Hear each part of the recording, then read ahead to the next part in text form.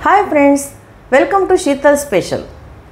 सकाळच्या नाश्त्यासाठी आपण इडली, डोसे, पोहे, उपमा, सांजा, शिरा असे पदार्थ करतो।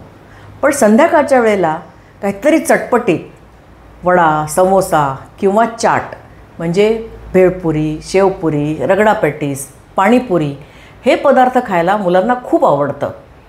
बाहेरून आणले तर ते थोडे महागही पडतात आणि ते कितपत स्वच्छ पद्धतीने बनवले असतील, हायजेनिक असतील की नाही असं आपल्याला वाटतं। तेच जर आपण घरच्या घरी केले तर। पण ह्या सगळ्या पदार्थांबरोबर एक अतिशय कॉमन घटक आहे, तो म्हणजे चटणी। दोन प्रकारची चटणी, एक तिखट चटणी कोथिंबीर आणि पुदिन्याची, हिरवी चटणी, आणि दुसरी आंबट गोड चटणी। तर सर्वात प्रथम आजच्या व्हिडिओमध्ये मी तुम्हाला या दोन्ही चटण्या कशा करायच्या ते दाखवते आणि मग त्याच्यानंतर आपण एक एक चाटचा पदार्थ कसा बनवायचा ते पाहू। चाट बरोबर खाण्यासाठी आपल्याला जी हिरवी चटणी लागणार आहे त्याच्यासाठी लागणारं साहित्य आहे कोथिंबीर। ही मी साधारण 2 मुठी किंवा 1 मोठा बोल भरून चांगली ताजी स्वच्छ निवडून धुवून घेतली आहे।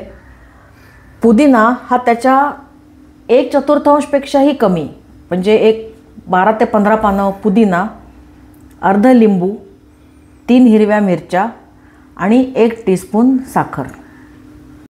आता ही सगळी सामग्री आपल्याला मिक्सरमध्ये वाटून घ्यायची। पहिले आपण मिरच्या थोड्याशा बारीक चिरून घेऊया। नाही चिरल्या तरी चालतात, पण चिरल्या तर जरा पटकन व्यवस्थित त्या बारीक होतील। पुदिना, कोथिंबीर,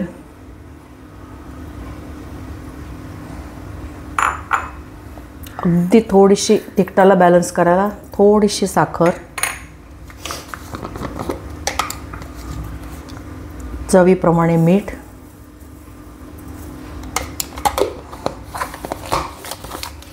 आणि अगदी छोट्या अर्ध्या लिंबाचा रस।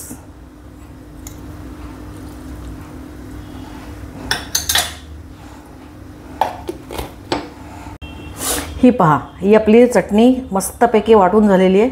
ही आता मी एका बोलमध्ये काढते।